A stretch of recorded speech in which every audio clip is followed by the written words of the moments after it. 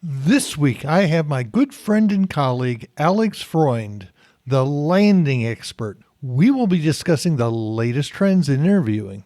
And boy, have things changed in the last 18 months. Cue the music. Welcome to the Repurpose Your Career podcast, brought to you by Career Pivot. This podcast is where those of us in the second half of life come together to discuss how to repurpose our careers for the 21st century. Come listen to career experts give you proven strategies. Listen to people like you tell their stories on how they repurpose their careers. And finally, get your questions answered. Your host, Mark Miller, has made 6 career pivots over the last 30 years. He understands this is not about jumping out of the frying pan into a fire, but rather to create a plan where you make clear, actionable steps or pivots to a better future career. Are you ready to repurpose your career? Welcome to episode 252 of the Repurpose Your Career podcast. My name is Mark Miller, and I'll be your host every Monday for a discussion on what it's like to repurpose your career. This week, I'll be discussing the latest trends in interviewing with Alex Freund, the landing expert. I've known Alex for probably almost 10 years, and he's one of the most respected coaches when it comes to interview skills. And more importantly, he is the expert on video interviews. Given almost all the interviewing has gone remote and the rise of the dreaded interview with the bot, I thought this would be a good time to discuss the changes that have occurred. However, before we get to the episode, let's have a word from our sponsor, Career Pivot. The Career Pivot membership community continues to help the members who are participating in this project grow and thrive. This is a community where everyone is there to help everyone else out, figure out what they want to do in the second half of life, and then make it happen. Let's hear what Greg had to say about being part of the community. I joined the community when I was in the midst of a career transition. And what I needed unbiased input and support and observations from folks who'd present me with their point of view that would help me figure out what I'd like to do next. And I didn't want to do it with people who lived around me or past professional colleagues. So that's where Mark and the community have been really instrumental. So I've got a built-in support network who will be genuine, honest, and supportive. I am recruiting new members for the next group. If you are interested in learning more about the endeavor, please go to careerpivot.com/community. Now, on to my lively discussion with Alex Freund. Welcome to the Repurpose Your Career podcast. I have the real joy of having my good friend Alex Freund, the landing expert, on the podcast. Welcome to the podcast, Alex. Thank you so much for inviting me. Alex has been my go-to guy for many years, helping people interview. And seeing the pandemic has changed the fact that, I don't know, does anybody do in-person interviews anymore? I presume we'll get back to it. Alex, what trends are you seeing? What has changed in the last 18 months? I can summarize the topic in 2 words, a lot. And let's get into it. A lot changed. The pandemic is something that impacted every person on earth. It certainly impacted us in the United States, and it certainly impacted companies. Companies were rattled. I don't care what business you are in, you have seen some changes. The objective of the board of directors and the CEO is to continue functioning, yet people are not coming to the office. People work from home. They need to teach management how to manage the troops while they are not coming to the office. And that is a major, major challenge. Those people that are interviewing have to learn how to interview not in person. People are asked to be interviewing via Zoom, via video. And I will talk a little bit details about that. And also there is a new phenomenon, hopefully we can spend a few minutes about that, is interviewing with the bot. There is no human behind it. So I will be able to talk about that as well. So everybody was impacted by this. Anything in specific you would like me to talk about? Well, let's first start off about the bot, because I think that's something has freaked a lot of people I know out. Mark, it is awful. This is how I can describe it. It is awful. I'll tell you why. Because here is what's happening. Companies receive an avalanche, literally an avalanche of applicants. They cannot deal with it. So they needed some help. So they started something that's called AVI. AVI is an acronym for asynchronous video interviewing. By the way, Walmart is doing 15,000 every day. Namely, you apply for a company, within seconds, you receive a reply. Thank you for applying to ABC company. Here is a procedure. You will be interviewing with the computer. We will send you a link. Once you click on the link, you will be given 3 minutes to prepare your answer. After 3 minutes, you have 2.5 minutes to reply. Once you reply, the next question will come up. And you can go from 8 to 12 questions, and there is just a person on your screen, and there's nobody there. There's no introduction. You cannot ask any questions for clarification. You know, the chit-chat, the warm-up is non-existent. And I want to tell you, as I said earlier, it is awful. I have a 1-hour presentation on this topic, and in order to sound competent, I did it on my own. I went through this process because I wanted to sense it on my own skin. And look, I've been a hiring manager for many, many years, for 3 decades. I'm doing interview preparation for 15 years. You would think that somebody like myself would feel very comfortable. The answer is no. It was terrible. It was awful. So now the question is, how do you prepare for that?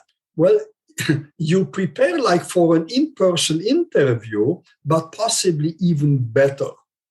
You need to be very knowledgeable about the company. You need to be very knowledgeable about their needs. And the best way to prepare, and again, this is clearly not a solicitation of business, but the best thing is get yourself somebody that can give you instant feedback, that trains you. Somebody that instantly says, no, let's do it differently. No, let's do it one more time. Okay, now let's improve again. You really needed instant feedback. Let me tell you why. Mark, I'm getting every so often a phone call, and the person said, hi, Alex, I'm a PhD. I live in Chicago. I had 20 years experience, and I had 6 interviews and no job offer. Alex, what's wrong with me? So, of course, I said, look, I don't know you, but here is what I think is happening. You went for your first interview. Evidently, you did something that they didn't like, and you didn't get the job. So now you're lucky because they're interviewing you for a second company. It's very likely you perpetuated the mistake you made in the first interview the second time. And you told me you had 6 interviews. So it's very likely you didn't know that you are doing something that the interviewer does not like. And this is what's happening. So the best thing you can do for yourself, work with somebody, preferred somebody professional, but you don't have to. You can go to a family member that sits the other side of the kitchen table and gives you honest feedback. That's the only way to improve. It's interesting. I've been involved with job clubs for years, and mock interviewing is by far the best thing that you can do. And because I know as a public speaker, I need feedback. Yeah. So one of the things I always do is particularly when I do new material, the first thing I do is after I'm finished and I present to an audience and people walk up, I said, what did you find valuable? Because what Right. I think is valuable is not necessarily what you think is valuable. That's right. And what can I do better the next time? Yes. I mean, this is like Toastmasters. I mean, that's all of what Toastmasters is about, giving you feedback. Right. How do you go about helping people figure out what they're doing wrong? If you think about it, and please forgive me for saying this, but it's almost like a game of chess. There are two parties. It's not there is a winner and there is a loser. But when you are being interviewed, they're challenging you with some questions, and you need to appear in the eyes of the decision maker that you understand the problem, you have the skills, you have experience, you are good at it. Nobody's hiring Mr. Average. Everybody wants to hire Mr. Superman. So you need to prove during the interview that you are that Superman that they are looking for, and do not brag. Instead of that, bring facts and evidence, and that they will believe. Consider yourself, every so often I say this, the other party, the interviewer, you're the candidate and there is an interviewer. Assume the interviewer is a judge in the court of law. So let's say you are a lawyer and you came in front of the judge to defend your client, your customer. I am sure if you say, Your Honor, he is very innocent, the judge would say, of course, I believe you. The judge will say, bring me facts, bring me evidence, and I will consider. So the same thing you have to do when you come to an interview. Don't express your opinion. By the way, your opinion doesn't count. Their opinion counts. You have to bring facts and evidence validated by a third party. Somehow they believe. If you say, I exceeded my quota in sales in the first 18 months by 43%, and actually my boss was so happy with it, he doubled my bonus, all of a sudden you become believable. I could have said, I'm very good in sales, I increase sales. And you look at me and you say, Alex, I don't believe you. Quick interruption. If you are enjoying this podcast, please rate it and review it on whatever podcast player you are using. And more importantly, would you mind telling a friend? Thanks, and back to the podcast episode. Now that we are doing this mostly over video, what do you find are the biggest challenges that particularly your older clientele have being on screen and being authentic? There are two things we need to talk about, and I want to talk about it. One is the content, and one is the video image. Let me start with the content. Today, companies are looking for something that the more mature person is not keenly knowledgeable about. Let me give you some examples. People are interviewing for cloud computing, big data analytics, encryption and cyber security. These are some topics that people are going to interview for. These are not terms that I knew what this is all about 20 years ago. Please don't test me. Perhaps even today I cannot explain you what it is. For example, image and voice processing. Image and voice processing is a new field. How about digital trade, e-commerce, virtual reality? This is something of the future. It's already here, but it's something of the future. People are interviewing for digital marketing. The things that I enumerated earlier, cloud computing, I would say it puts the more seasoned person, the older person, a disadvantage, because these professions belong more to the younger generation than the older. So that is about the content. Let's talk about the image in a video interview. Remember one thing, Mark, they are going to remember what they see way more than what they hear. I can tell you for my many years of experience. Assume I decided to interview 5 people for one opening that I had. And it is reasonable to consider that this will take me 3, 4, possibly even 5 weeks by the time I'm able to squeeze people in. And then I have a folder with all the resumes, and at the end of the process, I am opening the folder and I need to make a decision. Who is a candidate I'm going to extend an offer to? And if I find there a resume that says Mark Miller, and I said, Mark Miller, who is this guy? Well, I must have interviewed him because his resume is here. But you know what? I don't even remember how he looks like. That means you did not impress me at all. So what can we learn from that? And Mark, please trust me, this happened to me more than once. We are not able to recall 18 days later what was question number 4 that I asked you and what was your response to that, and how does that compare to your competitors? I'm not able to.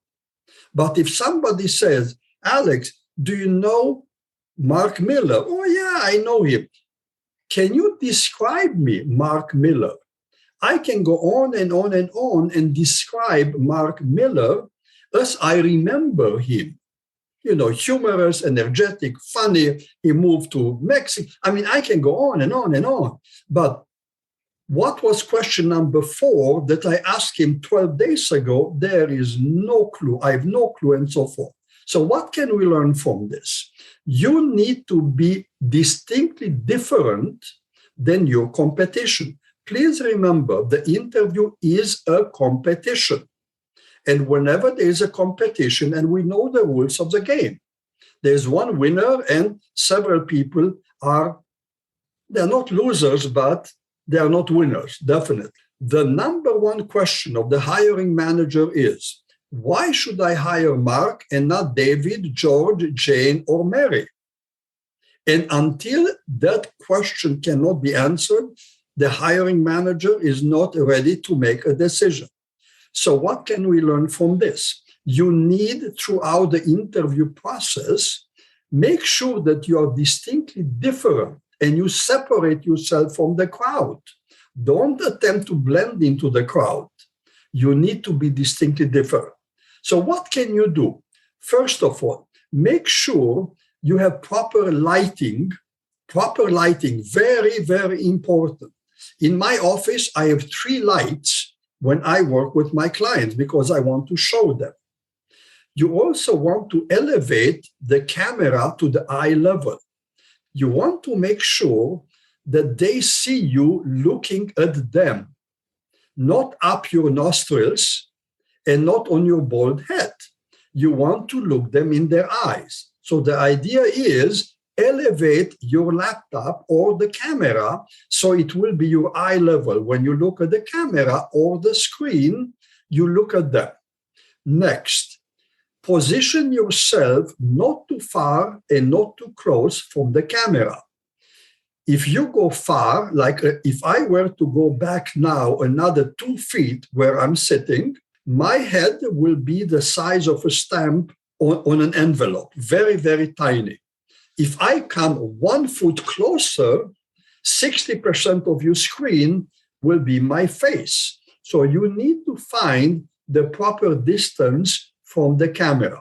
Another thing, sound quality. It has to be good because when they listen to what you say, you cannot have quality that they don't understand what you say.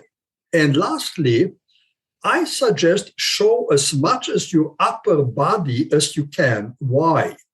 Because you need to mimic, if you were to be sitting in their conference room, the other side of the desk, they would not see your head from your neck up. They would see the upper body or anything showing above the level of the desk or the table. And that allows you to communicate with your body language. Mark, we communicate more with your body language that you can think. We are very good in interpreting body language. If you were to ask me a question and I am rolling my eyes, of course you say, Alex is thinking that my question is very stupid. If you ask me a question and I'm looking left, right, left, right, left, right, this is called shifty eye. This is interpreted as deceit. If you ask me, Alex, what did you have for breakfast? And before answering, I'm looking to my left, to my right, to my left, to my right. That means that, Mark, I ate 8 slices of bacon. What do you think? I'm going to tell you about it? I'm not. So I'm going to hide it. It's deceit. And so we communicate through body language so much. I can see on your facial expression if you're happy, if you're unhappy. And I always tell all my clients, please don't be a sculpture with moving lips. And trust me, I see this very, very often. Why? Because the interview is typically a very stressful event. When you are under stress, you focus on content and you forget the image that you project on their screen. And last thing I want to share with you, and every single client of mine heard me saying this. The interview is not a CD. The interview is a YouTube. It's a 3-dimensional something. It's a performance. Let's not even call it interview. Let's call it an audition on Broadway. Because in fact, this is what it is, Mark. It's an audition. There are 5 people that are up on stage. They are to perform whatever the stage director decided. And one of them will say, please stay here, everybody. Thank you. You can go home. It's interesting. I have a blog post I'll put in the show notes on all the things you talked about and my recommendations for microphones and lighting. And one of the things, because my last corporate gig was working for Life Size Communications, which was a predecessor to Zoom. And I built training on being on video. And one of the things I used to tell people is go watch the news and see how the newscasters frame themselves in. Right. And their eyes will always be in the top third of the screen. Yeah. And you're exactly right. What you want to do is be the right distance away so that there's an angle between me looking right now. I'm looking at your eyes and the camera is right above it. Right. And I want to get that angle so it's as small as possible to simulate eye-to-eye contact. Mark, a question I'm being asked all the time. Alex, should I look at the screen or should I look at the camera? The right answer is look at the camera. But then I add, it's impossible unless you are a national broadcaster. Yes. And you are trained to look at the camera and talk at the same time. If you are not, it is impossible. I have friends, podcasters, who do solo episodes, i.e. they look at their computer and talk. For me, that's the hardest thing to do. Absolutely. I edit tons out of that stuff. What are the biggest mistakes that you were seeing in your clientele? What's the thing that you see the most that people have a challenge with? Thank you for asking this question. This is such an important question. There is a whole gamut of people, and I will describe you 2 extremes. There is a person that hires my services because he or she is ready to learn, to listen, to accept new ideas and be trained. At the other end of the gamut is an individual that hires my services, but he has an invisible bubble and he sits in the middle of the bubble and nobody goes in and nobody comes out and they are not ready to listen and they are afraid to become vulnerable.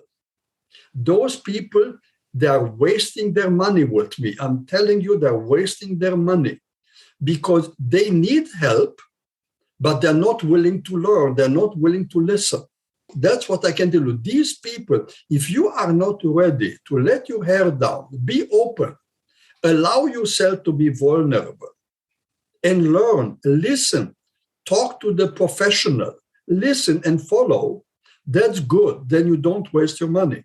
But if you come and you say, well, who is he or she to tell me to do this and that, and I'm not going to do it, I don't feel comfortable, do not do it. You're wasting your time and money. What are the things you see that people make the most mistakes with? Let me try to pivot this toward more mature people. They love to tell me endlessly what they have done in the past. And I'm very patiently looking at them and I'm listening. But at the end, I say, please remember, the interview is really not so interested in details about you did in the past.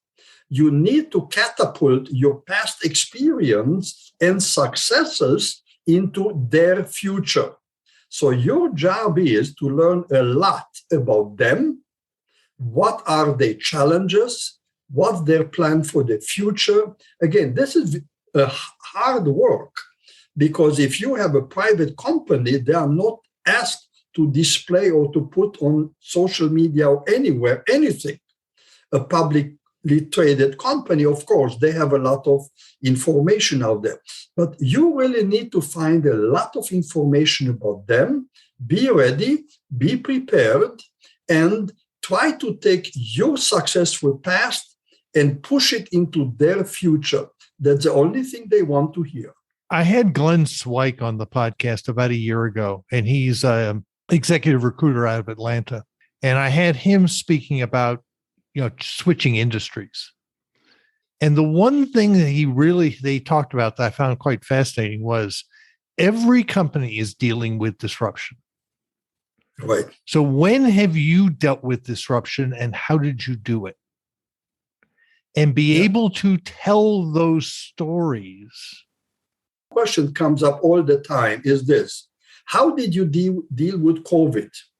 March of last year, there is a new word creeped into the American language, COVID. I never heard that word before, by the way. And this is reality, and every company was impacted. So one question I always ask my clients, can you please tell me when COVID hit, what did you do? What happened in your department? If you're a manager, vice president, CEO, or whatever, give me eloquently and succinctly a summary of how did you react to the disruption and how did you end up after you went through the change. So let me ask you this. When you're working with people, do you create a video of them and let them see it themselves?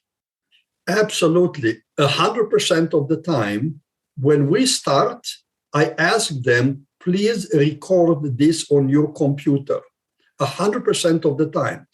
Because I'm the host, I need to give them permission. So I click on the permission given, and then I'm waiting until I hear the recording started, because I tell them, look, I will give you in an hour and a half, our session, I will give you a lot of new information. And I said, has it happened to you that you read a book or you watched a movie the second time and you would say, I swear I didn't see it the first time I watched that movie.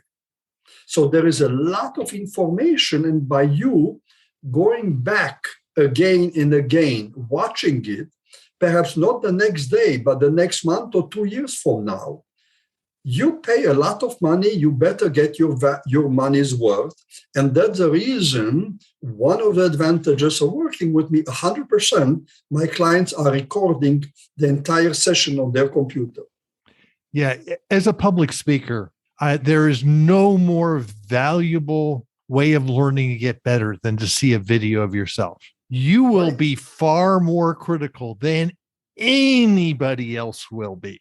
But it's also a great way to just say, how do people view you? I mean, it was interesting. I just did a video testimonial for buying the house we did.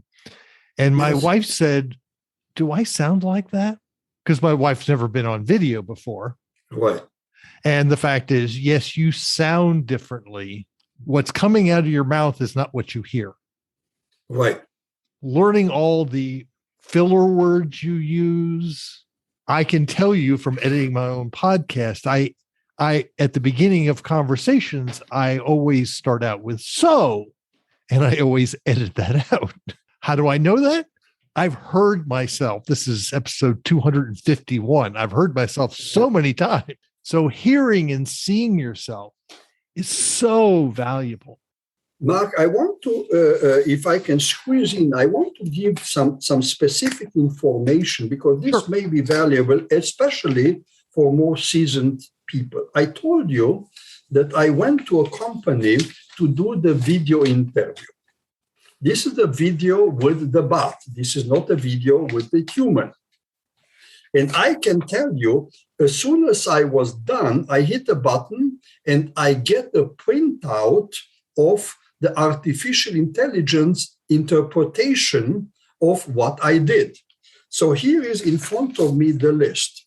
I was evaluated on my eye contact, head engagement, speaking rate, filler words, smile evaluation, and tone of voice analysis. And I received percentages as compared to other people.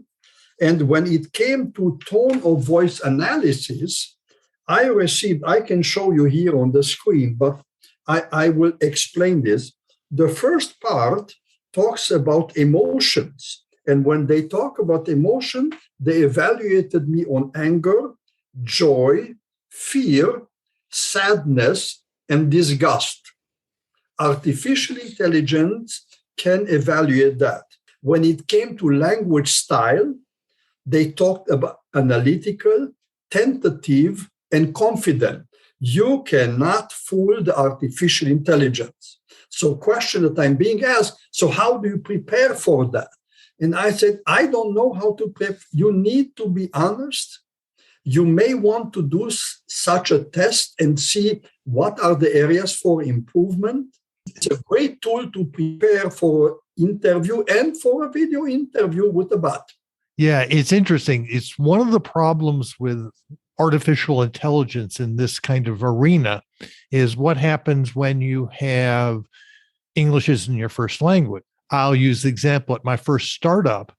I coached my CEO who was Lebanese. His first language was French. And I will tell you that native French speakers are very monotone in English. Oh, I didn't know that. Okay. And you can't, French is a very flat language. Uh-huh. And I'm sorry, you can't change that. Maybe with lots of practice. Lots of practice. So I had to coach him on how to do other things.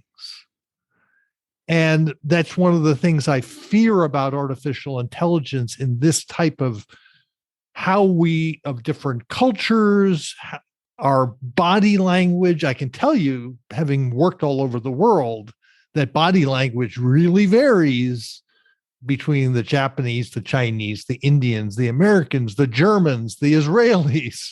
I don't always know that that's factored in. So I want to add one more thing about artificial intelligence. And this is not nice. It's going to be ugly, but allow me to talk about it. Yeah.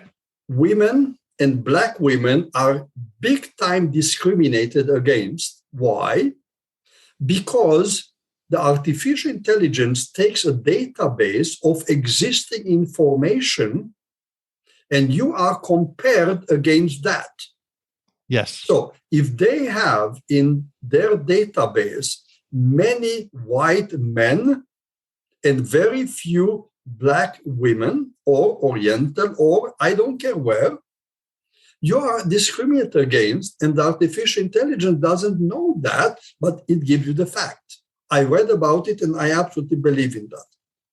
Well, I know from my experience in the tech industry back in Austin that a lot of the hiring practices of hiring best practices were around how do you compare to their top performers?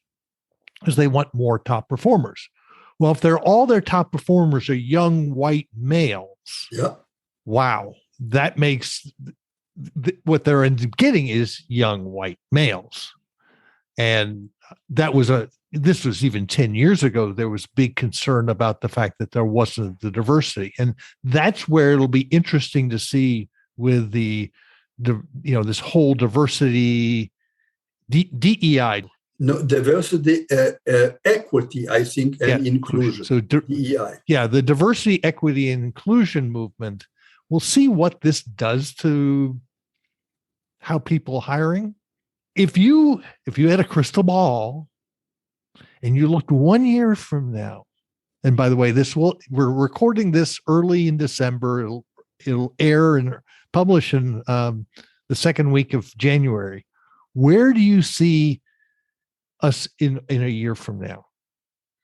Companies will need to send their management to train and improve their ability to manage teams remotely. The future is that companies are going to hire virtually, interview and hire people virtually. In reading a little bit about it, I found out that a Gallup survey reveals that 35% of employees will change jobs if it means to be off-site full-time. In the past, Mark, 20 years ago, if I told you, Mark, I need to go to work, what does that mean to you? That means I'm getting in my car or public transportation, and within 20 minutes to an hour and 20 minutes, I will be sitting at a desk, right? That, Mark, that doesn't exist anymore. Today, the employer in Austin, Texas, can hire somebody in Morristown, New Jersey, another person in China, another person in Italy, another person in California. And they can work very nicely, harmoniously together. So in answering to your question, what do I see a year from now? I see managers need to learn how to manage teams that perhaps they never, ever met personally. They don't know how to do that yet. They need to learn that. That's one thing. The other thing I have to share with you and your audience, a wonderful experience I had yesterday. One of my past clients and now friends, he is a second in command at a local university. And I've been talking with him on and off lately, and he invited me to come to his university to show me how they are teaching virtually. Look, a university needs students in order to stay in business. Now, COVID says, no, you go home. We don't do it here. Well, how do you have the cake and eat it too? Well, there are devices, and he showed it to me. We were sitting in a conference room, and they have to integrate the professor, the whiteboard, the students that are sitting in the classroom, and the students are from home on the cell phone or a computer. So this software integrates all four, and I honestly felt that I'm fine with it because, you see, the camera knows how to pivot, how to move to the person speaking. If the professor speaks in the front of the classroom, the camera is focused on the professor and it integrates the whiteboard. However, if a young student in row number 19 has a question and raises his hand, all of a sudden the camera moves to that person. Now, not only the challenge he told me they had, not only the camera following you, that's known technology. The problem existed, you cannot really effectively zoom the sound. Right. If you sit up there in row 19, how do you have the sound zoom in on you? Not the camera, the sound. Well, the technology is able to do it now. It was seamless. It was a pleasant experience. That is the future. That's a conversation that I could have with you in nauseam because we were working on that 10 years ago. But wow. This is a good place to finish it. Alex, if someone wanted to reach out and contact you, how might they do that? I have a website, and it is www.landingexpert.com. like landing a job and having expertise, landingexpert.com. I provide all the information there, how I work. There is a lot of educational material there. It's my pleasure. If I can help someone, that's the reason I'm still doing this at my age. We'll put the link to his website in the show notes. Alex, I said, I've known you 10 years now. Something like that. It's always a joy to be speaking with you. So thank you very much for being on the Repurpose Your Career podcast. And thank you for inviting me. Interviewing has changed forever. I suspect in-person interviewing will return possibly for final interviews, but interviewing with the bot and video interviews for early interviewing are probably here to stay. Check out Alex's website at landingexpert.com if you are getting interviews, but no offers. Take a moment, go to careerpivot.com, sign up for the weekly Career Pivot Insights newsletter, which is sent out every Sunday. You will get a weekly update on this podcast, white papers, and new blog posts. While there, do not forget to check out the Career Pivot community, which can be found at careerpivot.com/community.